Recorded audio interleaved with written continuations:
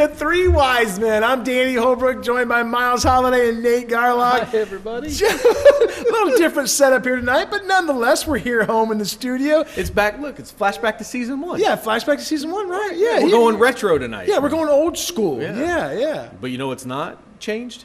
Danny's still sitting right there and making you and I. That's not true. It's the one cam. The It's one not cam true. chair. The real retro was you two over there, then me over here. not. And then as soon as he's like, ooh, somebody's got the camera on. I'm kinda we got like- to change how we sit, everybody. Look, I'm the peacemaker. I keep the peace between you two. That's Right. what I do here. Yeah, you're right, because we're the ones that fight. Yeah.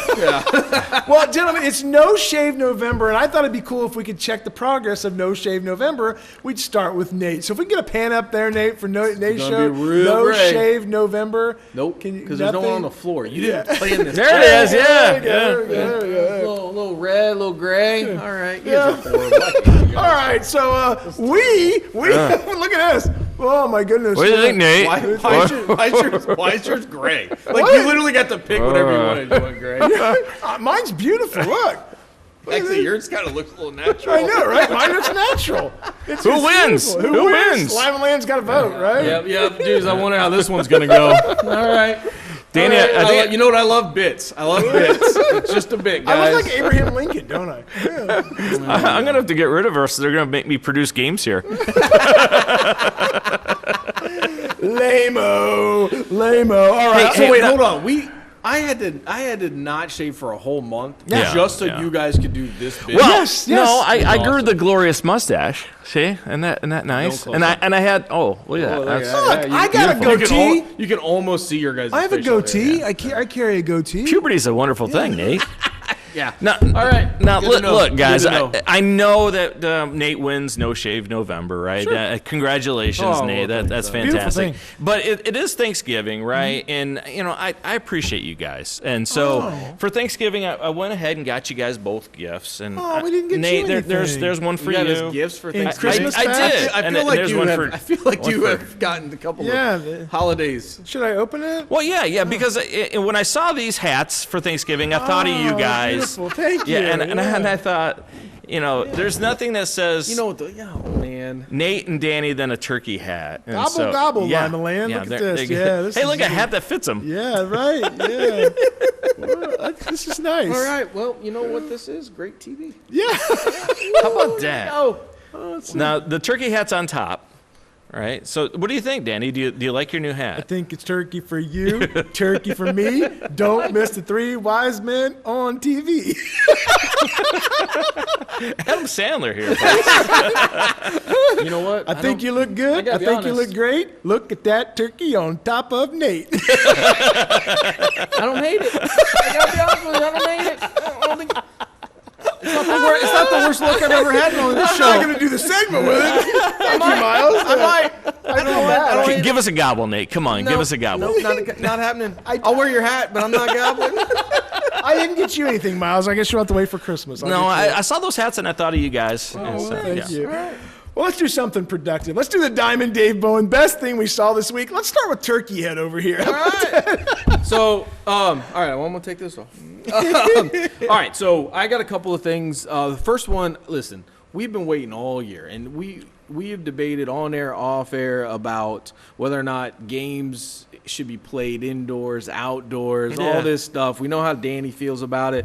Honestly, I kind of agree with him. I don't want to watch a game and be cold, but the elements are a thing that make football great. They are the great equalizer, and we finally got elements in football on Friday night. Regional finals were played in cold, windy, wet weather. It rained. It was fun to watch. I was in a booth. I was fine. A couple of our crew members, Kelsey and Megan, Tough. they were not, tough. but they were out in the elements. Megan might have been living up to her name of Mean Megan, so we may have stretched post-game a little bit more than necessary. I like that. But it was just we've had a beautiful, and I'm not complaining at all. It has been a beautiful football season weather-wise. We have lucked out weather all year long. But in a regional final, it was nice to kind of see the elements back in football. I'm not going to lie. It was a different thing, and so I enjoyed that. And then I want to give spotlight to someone in a sport that we don't talk a lot about, and that is tennis. We have a local athlete here in town, Lucia Ferduric. Hopefully I say that right. I think I might be mispronouncing it, but she's a local high school athlete here. Because of how good she is at tennis, she has had to do most of her stuff and moved online. That's why a lot of people may not have heard of her name. But she is the 4th-ranked tennis player in the state of Ohio. Oh, wow. She is 114th nationally, and she just signed to play Division I tennis at the University of Cincinnati. Fantastic. A great accomplishment. That's awesome. You know, we give a lot of attention to a lot of sports and a lot of our athletes very deservingly. Tennis is one of those sports we don't talk a lot about. No. So with this, you know, Division I tennis is a big deal, especially the schedule that she plays. She plays nationally. She's actually out of a tennis club down in Hilton Head. Her sister also played big-time tennis as well. So congratulations to her. That's great. Yeah, a great accomplishment, and can't wait to see what she does. Lucy with the racket and aces. Yeah, so let me get this straight. The best thing you saw this week was wind and rain? Is that what you're saying? Absolutely. Okay. Yeah. I'm just clearing that up. Earth, Wind, and Fire. Yeah. No. How about you, Miles? Thanks for no selling the song, Danny. Yeah, right, Thanks, sorry. buddy. He didn't write it. He ain't singing it. I just wore a turkey on my head. Just do your bit. So for me, the playoff attendance for these high school games, right? Yeah. I mean, everybody saw what took place down in Cincinnati when they had almost 30,000 unbelievable. people. Fantastic. And even with the rain, great attendance at the local games. Fantastic. People love high school football, don't they? They sure do. They will show up no matter what, even if it rains, sleet, and snow. They're still going to be there. But a second one for me, Lauren Achmoody, one of our favorites, playing at Findlay. Finally had her first big breakout moment, 5 threes in a game. And outstanding for her. I'm hoping this is one of those moments that launches her to what we think is going to be a great career at Findlay. Absolutely. Guys, for me, I think it's obvious. Obviously, the Marion local St. Henry game was the big game of the weekend, and the best player on the field was Charlie Whirling. 139 rushing yards, 4 touchdowns, and an interception on the defensive side of the ball. He had runs of 3, 12, 55, and 3, and the 55-yard run is all over the internet. It is one of couple the speed bumps. Yeah, a couple Big speed time bumps. hits. Yep. Yeah, big-time hits and big-time I'm going to get to the end zone. You're not going to stop me. He was fantastic. He's not the sole reason they won, but that's a kid that you know when you watched him play in that game, his mind was, I'm going to help us beat the best team in the state of Ohio. I believe the all-time touchdown leader in school history was 61. They gave him a football He has to honor him for that. 32 touchdowns this year rushing from the quarterback position. That's Tommy Frazier-like stuff at the University Crazy. of Nebraska. Well, anytime that you know what is going to happen and you still can't stop it, just makes it that much more impressive. I've been a defensive coordinator, and I've known what people are going to do, and we couldn't stop it. That's a frustrating thing, man. You have no answer. It's interview time here on the Three Wise Men, and we're joined by a couple of LCC T-Birds, Brady Malcom and Andrew Baldauf. Guys, thanks for coming in. Yep, thank you. Absolutely. Guys, I want to start off with asking you, what was like year one of the Colin Stolle era? You know, a brand new coach coming in, doing things his way. What was some of the good things about this year? Obviously, you wanted to end on a better note, but Colin Stolle, been on this show before, some good things about Coach. Yeah, I think Coach Stolle, he really made sure that we were disciplined all the time. And he just brought a little new twist to our old offense that we've been running. And then with adding Westenberger, too, it just added a whole new feel to the team.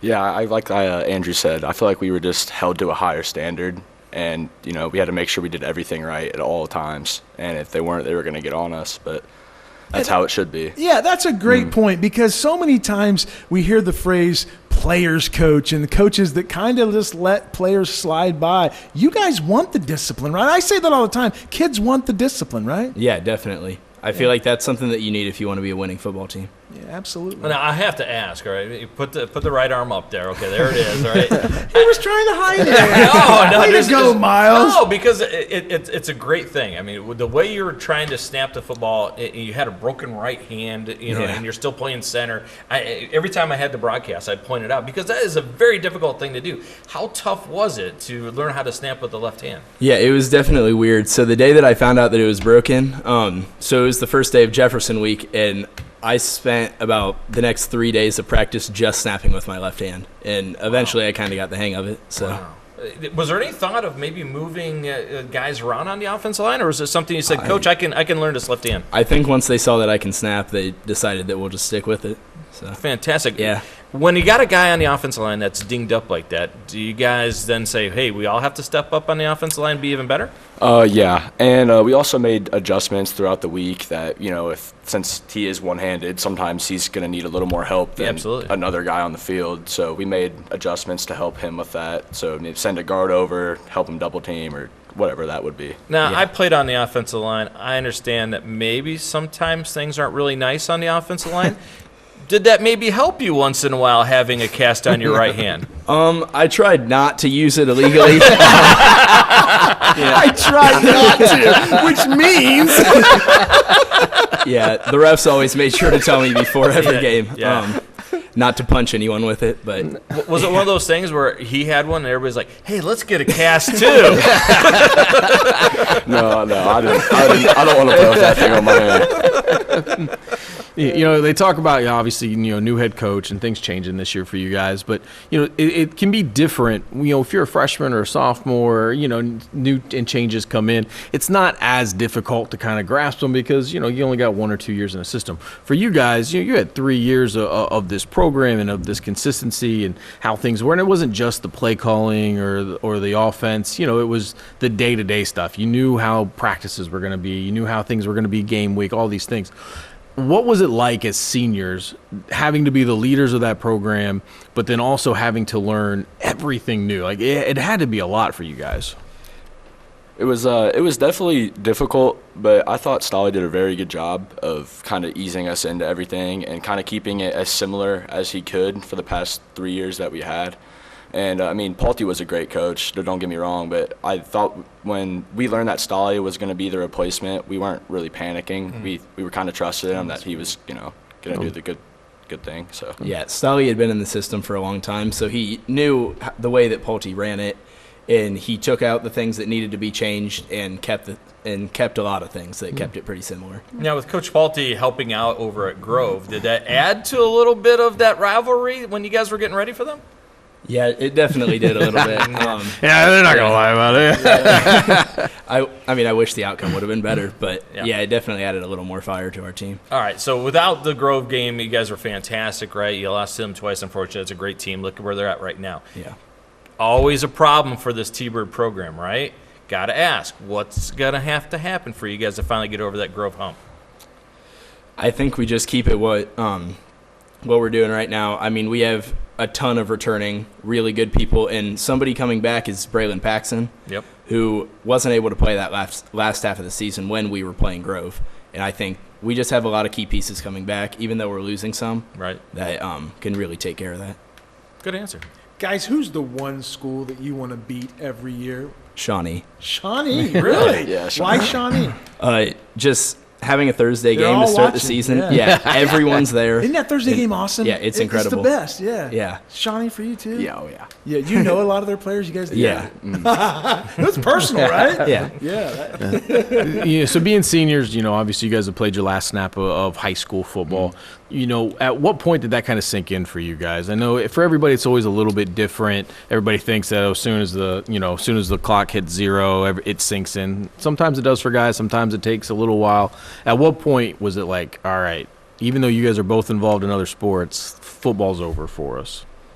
It was the pick six in the fourth quarter against Grove. I was like, that's when I knew it was over, nail in the coffin. So, and then what was that like, knowing that it was over? I have a very love-hate relationship with football. So I love the honesty. I love the games. Like I was definitely emotional, but I despise football practice. So. But I was definitely upset. What was it about practice that you don't like? I just don't like practice. Does honesty ever get you in trouble? Sometimes. That same moment was pretty much when I realized I really thought that we had a chance to come back and fight back in that second half, but that kind of shut the door, and I was pretty sad. So yeah. What was it? The running? Yeah, right. I never understood it either. Right? Why am I running 40 yards as a lineman? When do I ever run 40 yards on a game as a lineman? Right? Yeah. Give us 10, 20s, right? Guys, Fantastic. what is it like to play at a school like Lima Central Catholic with the tradition and all the fans in the community, and you guys win every year? What's that like? I mean, the culture's incredible. Everyone's bought in, from the coaches, the players, like you said, the fans, and it's just special to be part of because everyone wants to win, and we all have a common goal. Yeah. Yeah, like Andrew said, I felt like the community was kind of behind us this whole season, and you could definitely feel them because I felt like we had a lot more fans in the home stands than we have had in past years, so it was nice to see. Yeah, what's postseason after high school look like for you guys? So I'm looking to play football.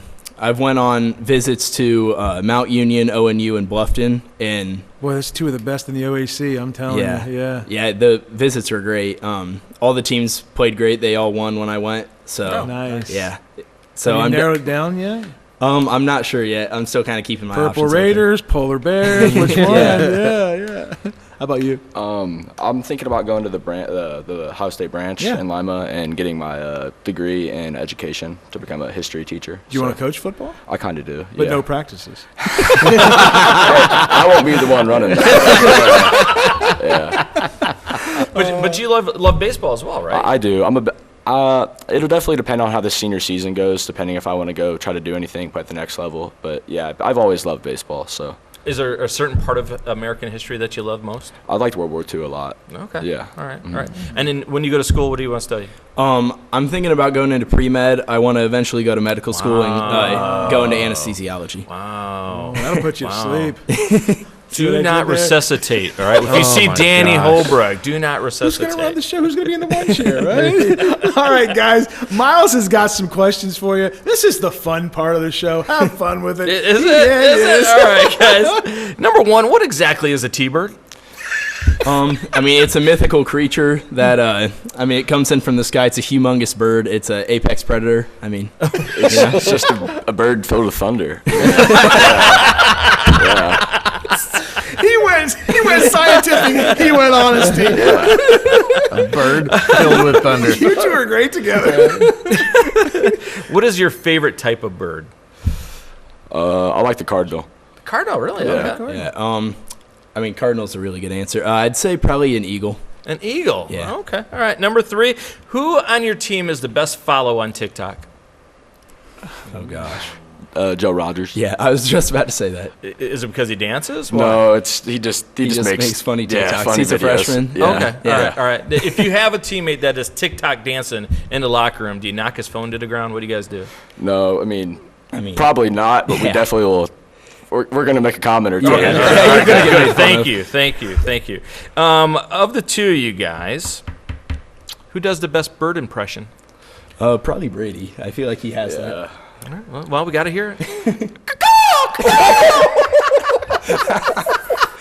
That was natural too. Yeah, that was I bet really that natural. doesn't make it on TikTok. Two more for you guys. All right. What is the word? Oh my gosh.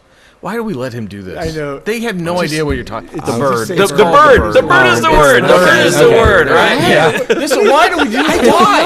Why do we let this happen all the time? Last one. All right. Ohio State versus Michigan this Saturday. Who wins? Ohio State. It better be Ohio State. All right. No bird question. Guys, thank you so much for coming in. You were fantastic. Best of luck in baseball, basketball, right? Yep. Bowling. So, bowling, whatever. That brace. Swimming. Yeah, Swimming, swim. yeah. Guys, thanks a lot. You're fantastic. Thank you. Yep. Thank you. Got a couple more weeks of high school football, but as always, the Tip-Off Classic starts this time of year, and we got 4 dandy teams in this one, Mark. We look at the first game, Lima Central Catholic, Shawnee. Lima Central Catholic, 18-8 a year ago, led by Jordan Pretty. We talk about him all the time. Maybe one of the best guards in Northwest Ohio, certainly in the Lima land area.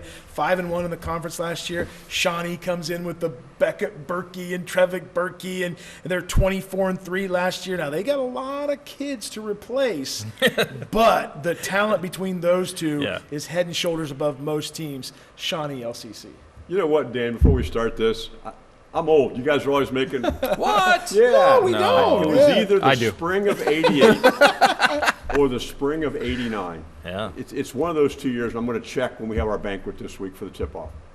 I sat in a room with Bob Sagerson, Chris Adams, Jeff Heaston, and 4 ADs, and they planned this event. Oh, wow. The tip-off class. It was my first year in town, and we'd been through a whole season, and I'm in the room with those guys going, look who I'm here with. And they planned this thing out, and it's been successful.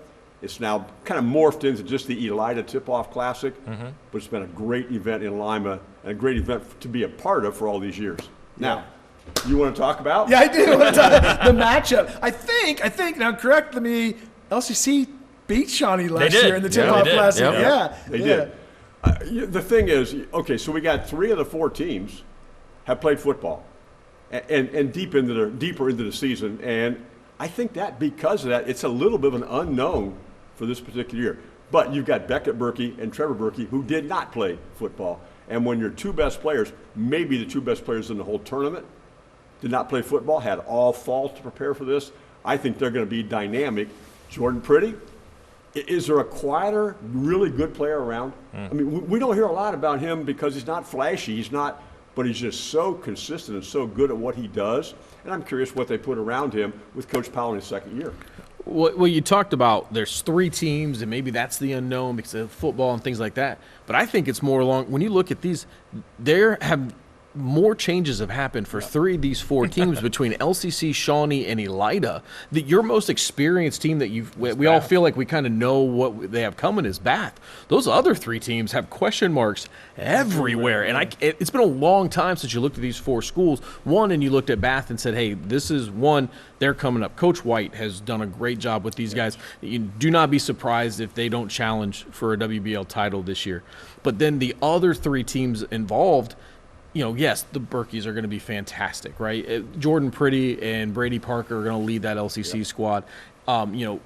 Marcus Hill for Elida. But then you start going out besides those 5 names on those 3 squads, and there is a lot of unknown. Elida and Coach Howard, they're going, okay, we got Parker Krim, we got Amari Wash, we lost Zori Island. But what happened was Parker Krim, because of his football commitments, headed to Illinois, and Amari Wash moved out of the state, and now he's searching for other bodies to go with him. Be a younger team, I think. Marcus Hill will probably be his guy early on, especially.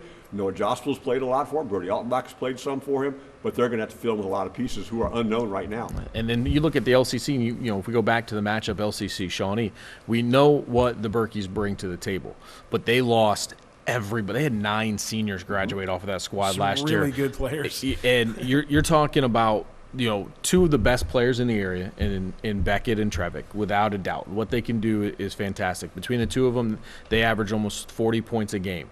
But you're not going to win a lot of basketball games by only scoring 40 points a game. Somebody else is going to have to score somehow. They've got to find. Now, they got a couple of guys who played some minutes, but there is not a lot of varsity experience on that Shawnee team. But here's the thing. They got to replace guys like Damalo Ojo, who were multifaceted in that offense and defensively. He was a heck of an athlete. How do you replace that kid? Well, I think that they have a lot of those guys. I think Cam Barker's somebody to watch. The toughness that he plays with, he'll do a lot of those little things on the inside. Somebody who's not going to worry for a rebound. And he's really good. And he's not going to be. He's going to be one of those guys that's not worried about scoring 20 points a game. He's going to be fine with getting 20 rebounds a game. And you need guys like that. Luke Marshall's another guy that I think is going to put in some good minutes and that they're going to be able to rely on. But you're having to replace efforts by like a Damolo Ojo. Tate Bender is gone.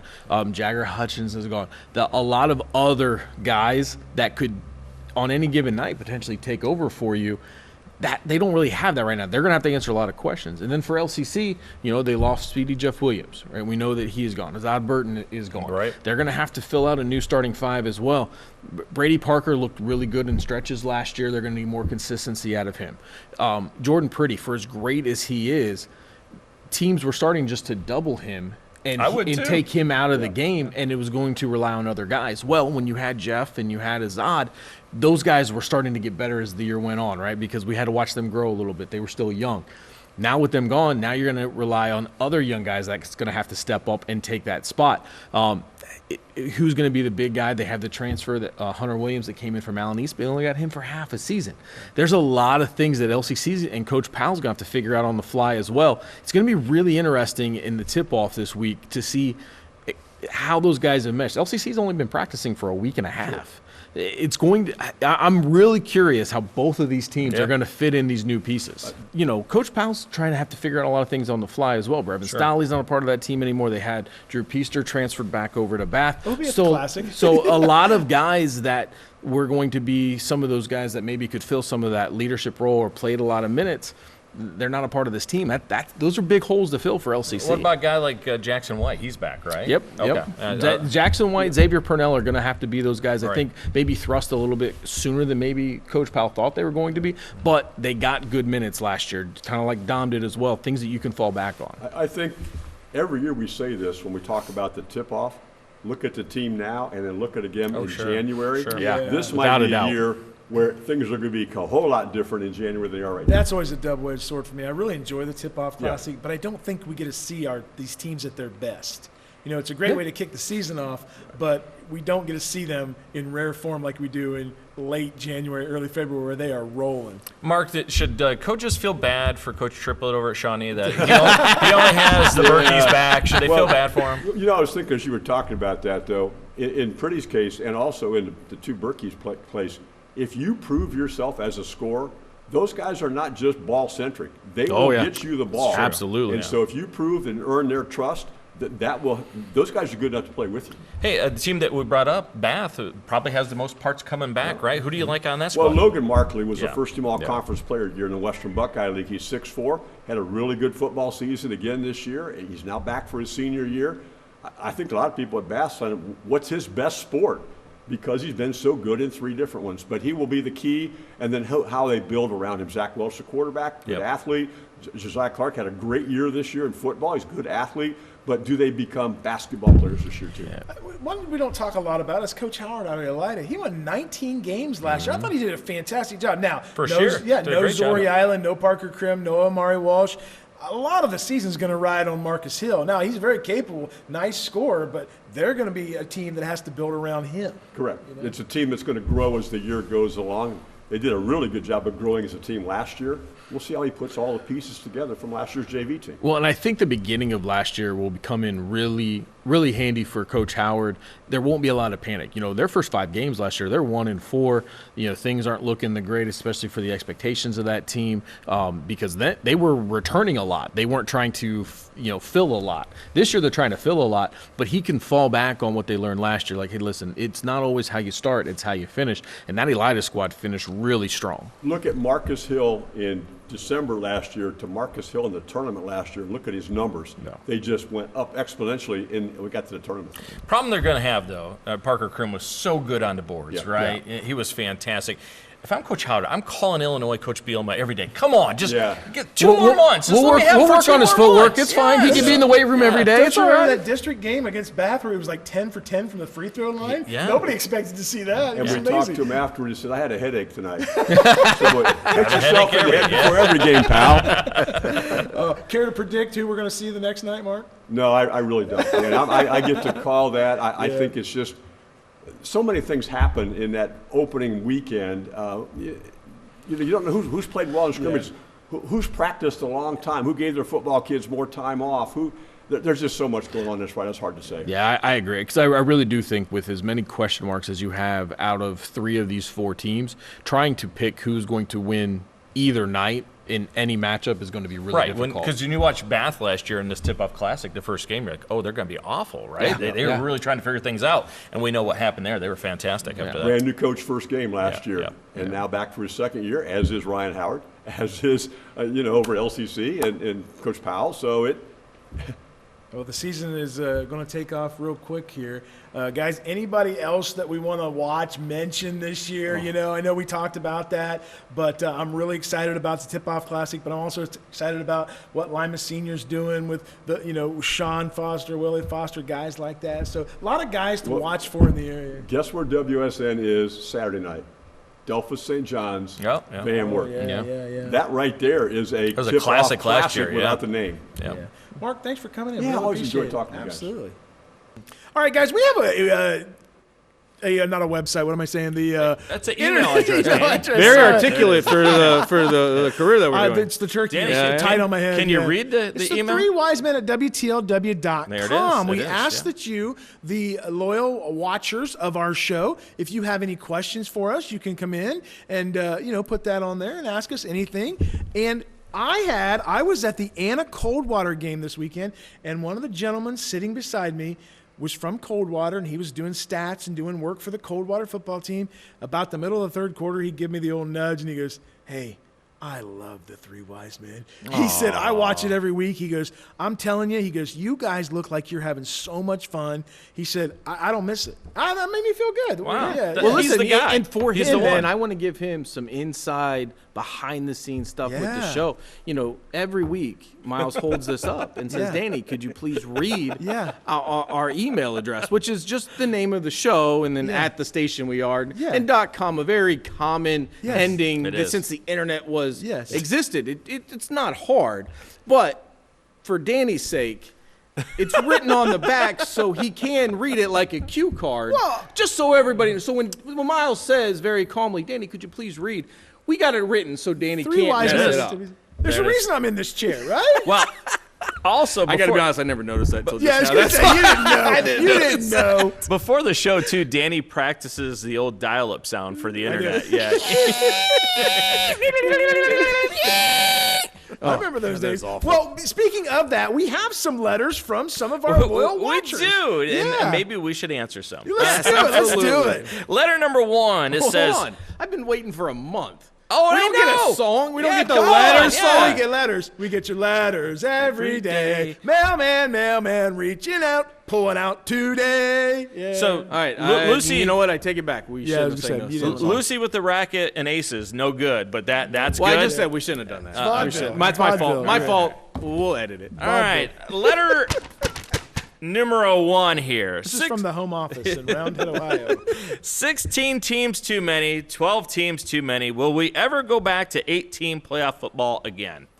I like the 12 teams. I'm just going to be honest with you. Look, I had no issues with 16. I don't get riled up about that kind of stuff. A lot of teams got in that didn't get in this year. I get it. I was happy with the way 12 is. I think 8 is way too small. 8 is enough? No, it's not enough. all Yeah, right. yeah. I like the 12. So I agree. We're never going back to 8. I personally like the 16. If we're going to stay at 12, we've talked about this a lot. We got to change the way we do buys. I still think that you should allow the top 4 teams to decide, 1, if they want the buy, and then 2, where they want to put themselves on the bracket. But we'll never see 8 teams again. Listen, this is amateur sports. This is high school. But at the end of the day, we're all naive. It all comes down to money and dollars, and it's got to make sense. And good stuff. we are Thank we are in a day and age where that drives, and football is one of the biggest drivers of that. We're not losing these games. It's just not happening. No, don't be surprised if we go back to 16, right? Because of the almighty See, I dollar, think right? that's what's going to happen. I think so, I, too. I think you're going to have enough teams that got in last year that didn't get in this year because they squeezed it to 12 that are going to go to the OHSA. Look, our kids want to play, and money. Or teams who we really don't know, and I haven't heard a lot. We haven't had a chance to talk to coaches since the playoffs started. I don't really know what the sense is from these coaches as far as how they felt about the bye, the ones that got it. Now, we don't think it really bothered too many teams. We really didn't see, what we thought may have been some hangovers or some No, we didn't, slow yeah. starts. Yeah. But that doesn't mean that coaches enjoyed having that week off. And if they're the ones that are like, hey, we don't want this, we'd rather play that, then the OHSAA is like 16 teams, great, we get some more games. Nobody liked the bye anyway. Don't be surprised if we go back to it. Yeah, it always comes down to, like you said, money, right? The OHSA is going to sit around and they're going to say, we lost out on some games. We lost out on some money. I think 16 teams is going to happen in the next 5 years. All right, letter number 2, guys. My son's team had to drive 2 hours to their first playoff football game and 3 hours to their second round game. How do they expect parents with jobs to attend their kids' games like this? So listen, this is a great question because it is an unrealistic expectation. I have 5 boys. They all are in sports. We talk about it. I have another one starting his high school career. Luckily, they had home games, so we didn't have to really worry about travel. But when you have to travel that far, there were plenty of teams that came to this area on long bus rides. There's a lot of things, not just the parent aspect of it, of, you know, getting to the game. If you work, you have to take time off to get here in time to make it. The game doesn't get over till 9. You got a 2-3 hour drive home. Yeah. These kids riding on school buses, which are the most uncomfortable things to ride They're the on worst. for distance. You know, Yeah. coaching lacrosse for all those years and for all the travel that we did. It's not fun. Nobody And ever says, "Oh, great, a school bus ride." Exactly, and it does affect kids. Now you can get there and shake it, but it's not as easy as leaving school and going down to the field, and you feel a lot more comfortable. True. The only thing that I can think of, and they already, you know, when we went to this, it's for the other sports, not football, but, you know, you got 7 divisions. You're going to have to find a way to start redrawing some lines and start moving things around to try to clamp them. It's not easy to do, though, because of divisions and the size of schools. And you're going to have teams that have to make these long Is he bus talking rides. about gerrymandering? You're not talking about gerrymandering, are you? I wish that there was an easy answer for it. There's not. These I have teams, one. Oh, great! I hope you do, because it is an unfair expectation for parents, fans, and I think the athletes as well. Nobody wants to do these, especially for a first round playoff game. You know, a 16 seed versus a 1 seed look, type situation. Let's focus on what the letter says. The letter asks about parents. Right. The kids are fine. The kids are going to get on a bus and they're going to go across the state. It doesn't matter. I disagree. They want to play. But I agree with you. No. But here's the deal. The OHSA, I'm not going to fault them for this, because they give you a week's advance notice. Guess what time the football game starts? Just take a wild guess. Does it start at 7? Yeah, because it started at 7 for weird. the last Okay. 10 weeks. So, look, I understand where they're coming from, but they give you a week's notice. You know what time the game starts. You got to do your best to get there if you want to. And if you don't make it to the game, I understand we all want to go to the games, but I don't know how the OHSA can change this. Oh, I have a couple suggestions. Remember, we used to play games on Saturdays.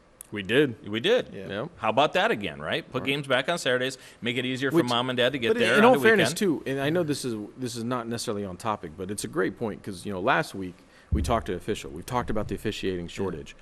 You go to 2 days, all of a sudden, lack of officials isn't as big of a deal. Right. I still We don't understand wondered what why this that- push yeah. to have to do everything on Friday was. No, it was the coaches. The lower division coaches thought they were being slighted by putting on games on Saturdays. That was the big argument, right? Second thing, right? If your game is over 2 hours away, move the start time to 7:30 or 8 o'clock. Give people a little bit more extra time.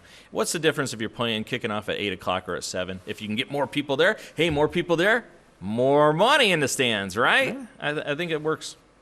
I do think it's something that, you know, the OHSAA does need to think about. It does. Regardless of whether you have a week time. Not everybody can get off work early, whether you have a week advantage notice or a 3-week notice. It doesn't matter.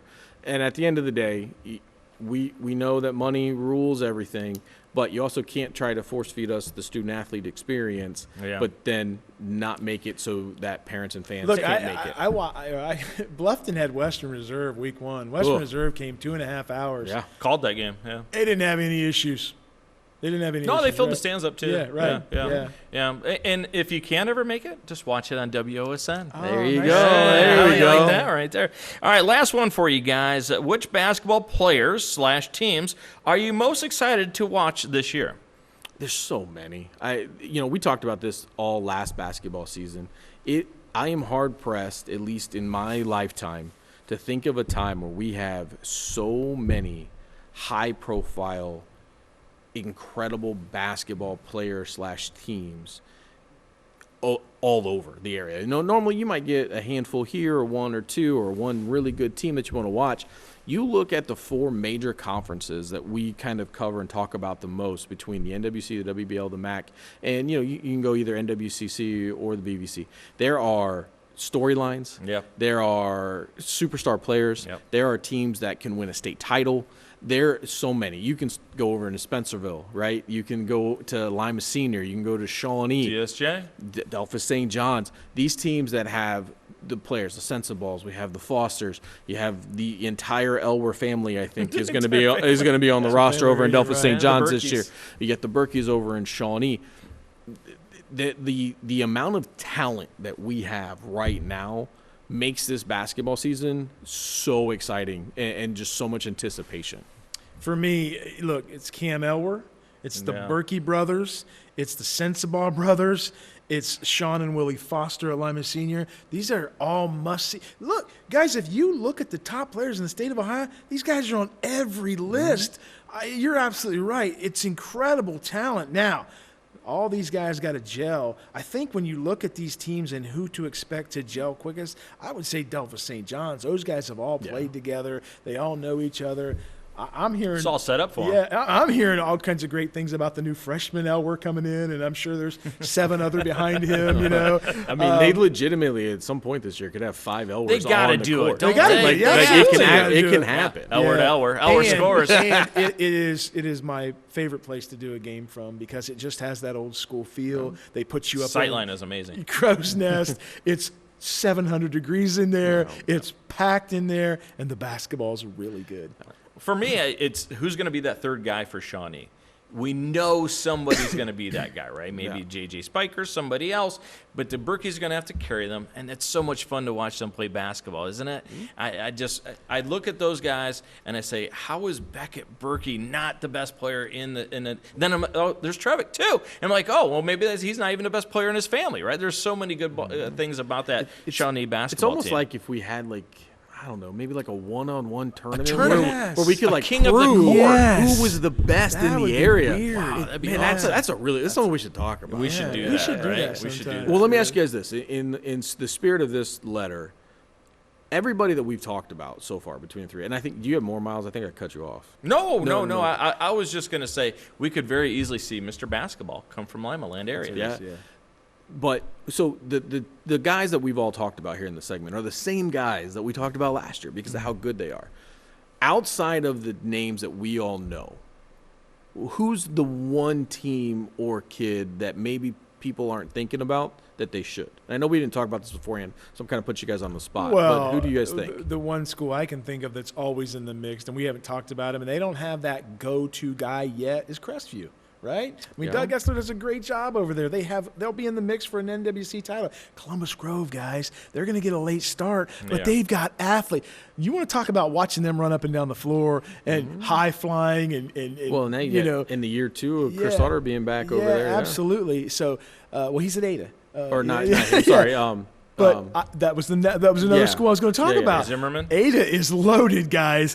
Zach Zimmerman. Yeah. I mean, they're really, really good. I talk with Gilly each and every week. He's coaching on the staff over there. He expects big things out of there. So there's 3. Liberty Benton, obviously, of course, is always in the mix. So there's 4 schools that I can just off the top of my head. If you're coaching over and you're not giving at Crestview and you're not giving Braxton Leith the ball every single possession, it's going to break his mind, isn't it? See what you did there. It's like in football, I got it every single play. What's going on? You know, for me, it kind of is a Crestview connection, right? It's Coach Best and Van Wert and what they're doing over there. So exciting. They have that group that is pretty much sophomores and juniors that we talked about all last year. Okay, these are all freshmen and sophomore.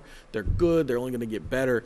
Now, maybe they're a year away, maybe, from just being completely know. developed. But Yeah. I'm telling you what, that is a Van Wert team that is ready. And are you going to get a better intro than anything over at That at, floor's at Van amazing, Wert yeah. with what they got with their introductions? Boys, how come we're not talking about Ottawa Glandorf? You know, for years They return a lot of bodies. They do return a lot. I'm And telling they you, did really seem to kind of be turning a corner towards the end of they last year. struggled a little bit last year, but at the end of the year, they got better. They got athletes over there. Watch Rolls out Royce for the Ellerbrock Titans. can nail it from anywhere. Yeah, there are other teams that I think could sneak up and surprise us. But, I mean, I'll tell you what, the talent that we have in Northwest Ohio that is going to be on the basketball court every week, I will challenge any other part of the state to say they have better. Well, let me ask you this, okay? On the ladies' side, which team are you most excited about seeing? I go back to Ottawa Glandorf, the Titans, every year, perennial power. Now, can they get by Afrocentric? Is that going to be another issue? Always a problem, Always isn't a it? problem, but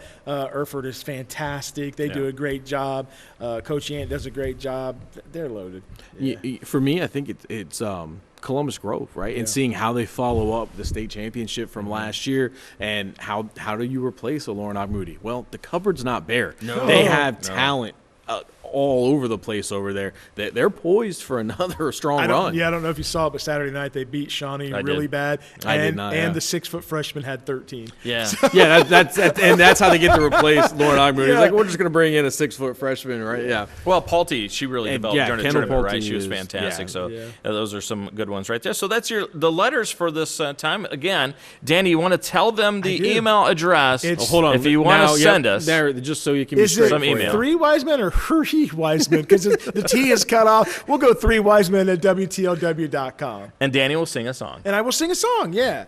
But right now, we're going to talk about the Stolly Sensational Player of the Week because we're still in football mode, right, guys? Yeah, we're we still are. going to go that way. Let's start with you, Miles. Well, I'm going to go with Landon Best over at Columbus Grove, right? Nate, you got to see firsthand on Friday. Everybody always talks about, well, he gets a lot of stats from the little pop pass that they like to run to Baxter, and he does. But I've said since the beginning of the year, there's nobody that throws a deep ball better, right? That post route for the touchdown, even on that seam route to Basinger, I mean, the guy can throw a deep ball as good as anybody. He was 16 of 19, 267, 3 TDs. He's my sensational Stolly Player of the Week. For me, I'm going with his teammate. I'm going with Trevin Baxter. He had 7 catches for 142 yards and a touchdown. He had a bunch of big plays. He punts for them. He pinned does him everything. deep for that. We saw some big defensive plays out of him as well. He's just – it's starting to sound like a broken record, I know, with how much he gets brought up and talked about, but it's so well-deserved. Every week you think, all right, teams know they got to key on him. They got to take him away offensively. They got to try to stay away from him defensively. We just won't kick to him in the return game. And yet every week he finds a way to impact the game. It's incredible to be watching. How much do you think it helped him last week knowing that he received the 3 Wiseman Special Teams Player of the Year? How much do you think that it really got him excited for that game? You know, you could just see that he was just different. Yeah, like right. You know, I think it really propped him up. He Yeah. was like, you know what? I got to show that I really deserved and earned this. Yeah, people say it's like the local Heisman. Yeah, I agree. Yeah. He hit the Heisman after one of his punts. I was like, there we go. Well, Miles isn't going to like mine. I'm telling you. Because very rarely do I do this, but I'm going with a kicker. Guys, no. listen Oh, to me. no. Listen. Friday night rain was coming down and the wind was blowing. And Gilly was sitting beside me eating hot dogs like a table saw cutting 2x4s. I mean, it was craziness. Bryce Couchot, the toe. Yeah. In those conditions, he knocks in 2 field goals. Guys, 1 from 37, 1 from 42. He's good. In a driving rainstorm, they win the game 14-12. Without the toe, it's a no-no. Yeah, Bryce Couchot, he's my Stolly Sensational Player of the Week. Great picks, fellas. Yeah, absolutely. Welcome back into the 3 Wise Men. We're stuck in a corner, the Buckeye corner. There's a good segue, guys. Nobody puts Nate in a corner. Nobody puts Nate At in a least corner. your intros are better than your outros. They are. Yeah, I know. Hey, guys, it is game week. It is the game. Ohio State versus I can't even say it. That team up north. I'm so wanting to win this game. I'm just getting a little, Okay, so before we Was that your internet dial-up yes, again? exactly. Before we get to the game, I want to get your thoughts on the win over Rutgers. Kind of a workman-like performance, kind of a vanilla scrimmage, if you will. Yeah, I mean, the only thing coming out of that is that's still a little bit concerning is these slow starts. Whether it's intentional or not, you know, you would love to see, you know, come out firing, halftime scores, 40, 45 to nothing. Just offense firing all cylinders from start to finish. It's taking a little while to go now. You know, whether or not you are on the train of this is what Ryan Day and he's doing it very intentionally, whatever. It's just it would be nice to see the offense get going sooner and more consistently in the game. Now, they always get there. Here's a big win. At no point where I think anybody overly concerned. You know, Bo Jackson doesn't fumble going into the end zone. The score looks a little – yeah. So, I mean, there are things like that you can look at, but I would – we talked about it before. I would just want to see that – I just wanted to see that game from start to finish where it's a 70-0 game. Just show us that you're capable of doing it. Well, let's look at it this way, though. This is a very deep Buckeye team, right? You played without the 2 best receivers in the nation. You still should have been 21-3 at half, just running the football, having really one legitimate target that you could throw to. It shows you how scary this defense is. That was a really good Rutgers offense that came in. It's a 5-win Rutgers team that's probably going to go bowling. this year, and we just absolutely dominated them with your seconds and thirds. That's a scary thing for the rest of the nation to consider. Yeah, I like the way we continue to run the ball. Now, Rutgers has a very bad run defense. I get it, but we didn't shy away from it, and we just attacked it, and we were pretty good at it. Yeah. So, yeah.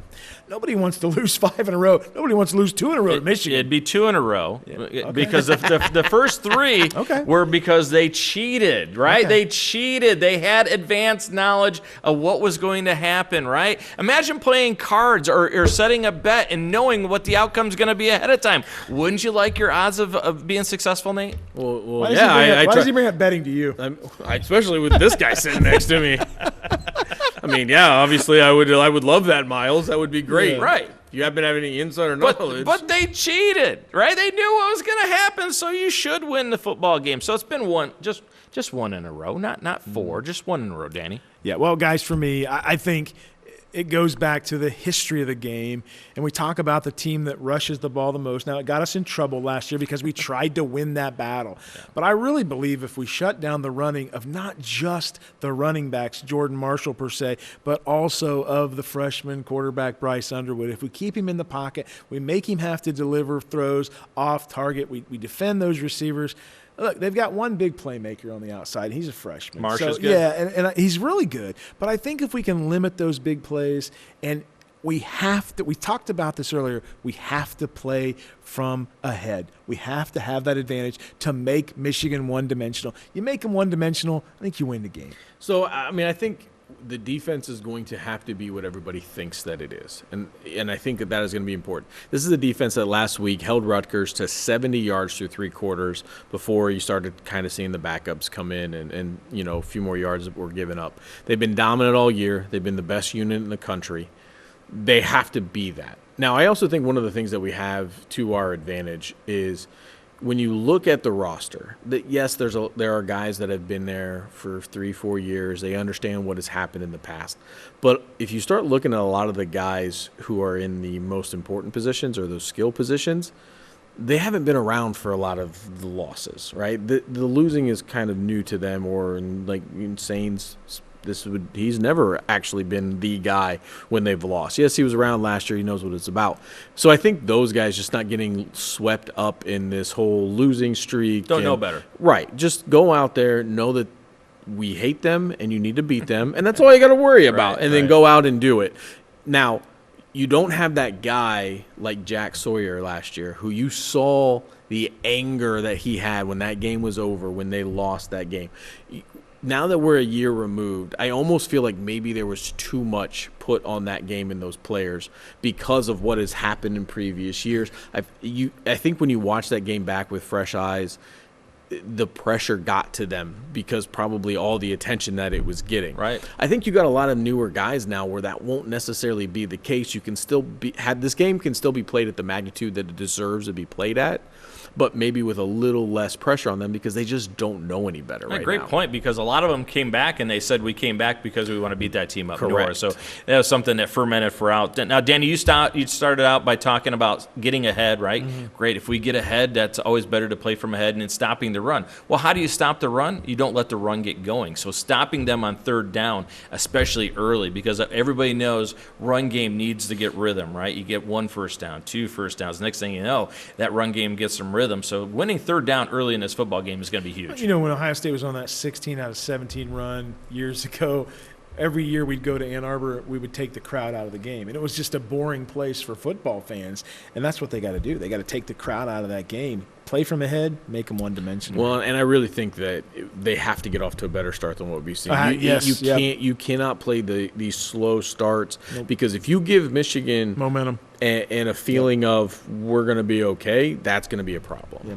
Guys, what player is going to be the difference in this game? Well, you talk about stopping the run. Who's going to do a better job than that than Sonny Styles, right? He's one of the best, if not the best linebacker in football. But how about the big guy in front of him, Caden McDonald? He's really good. I mean, nobody ever blocked blocks that guy. A lot of what Michigan likes to do is A and B gap run, right? He's going to have to be huge to take that away and keep guys off of Sonny Styles, and I think Ohio State will be okay that way. So I think it's going to be the guy that has helped his draft stock more than anybody else on that team right now, and that's Arvell Reese. I think that if he can continue doing what he's doing, getting in the backfield, tackles for loss, making it a very long afternoon for Bryce Underwood, I think that could be a big difference. Guys, for me, it has to be one person. He called his shot this summer. He said the Buckeyes would beat Michigan. He's the best wide receiver in college football. He's next year's not next year, but the following year's #1 draft pick. He's only going to get better. He has to have a big game. I'm telling you guys, look, they're already talking about it in Michigan. We had the beat writer for the Wolverine on the radio today. He talked about it. Everybody's talking about it. It's on their bulletin board. He has to come through, and if he comes through, he'll go down in Buckeye. No way Jeremiah Smith doesn't play. No chance. Clearly he plays in this one. Yeah, well, guys, it's almost here. Let's have your predictions. Buckeyes, Wolverines, high noon, Saturday in the outhouse. I'm sorry, big house. Good, great. Now they got more bulletin board. You know they watch the show. Everybody does. Sharon Moore's hitting play. Watch what they said on the you hear free what wide Danny man. Holbrook said? Yeah. So for me, I think that the only reason I'm even hesitant this year is because of how confident I was that we were going to win last year. You're an abused person. It's insane. But I just, if we don't win this year, when are we going to win? Yeah. Like, what is it going to take? I think that you are going to see some big plays. I think it's going to be a lot closer than what people would like it to be, myself included. But I think ultimately we're looking at a low-scoring affair. It'll be a tough one, but I think Ohio State wins 24-17. All right, for me, I think it's going to be a close game for about a quarter, and then Ohio State will start to pull away. I think in the second half it's going to be all Ohio State one-sided. I just don't see how Michigan scores, right? If Michigan wins, it has to be like last year, 13-10, 9-7, that type of thing. This is a high-powered Ohio State offense with the two receivers that are going to be back. Max Clare having his career game last week with 100 yards. I don't know how Michigan stops them. It's not as good as a defense a year ago for Michigan, right? Julian Sayin is fantastic. I like Ohio State pulling away with 21 points in the second half. They win this one 34-13. Guys, for me, it's all about Julian Sayin. I think he's got to have a good game. If he has a good game, the Buckeyes win this one. I think they win it 28-17. I don't like the idea of Michigan's offensive line being good. They're getting better. I think Michigan's playing really good football right now. They got 2 losses against the USC team that I think Ohio State would just destroy. They played Purdue kind of tight. Maybe that's just because it was Purdue. Barely beat Northwestern. Maryland struggled with them. them. The other loss was against Oklahoma, albeit at Oklahoma. I just don't see how they match up with our skill position players. Can I thank you for something? What's that? You said Oklahoma without singing from that musical. From where the wind sweeps down on the plains. He did it again. But the real prediction, the though. real prediction is now. We had our predictions. We had our say. But This will it's decide not complete without Mean Megan. Let's bring Mean Megan out for her prediction. Come on in, Mean Megan. Let's point out she did predict Ohio State to beat Texas earlier in the Nate, year. would you keep your hand between She's us? so I'm scared scary. for Mean Megan, do you think the Ohio State Buckeyes go into Ann Arbor Saturday, high noon, and get the win? All right. They're winning, fellas. They're winning. So 3 wise men, everybody. When we come back, we're going to know if Mean Megan was right or not.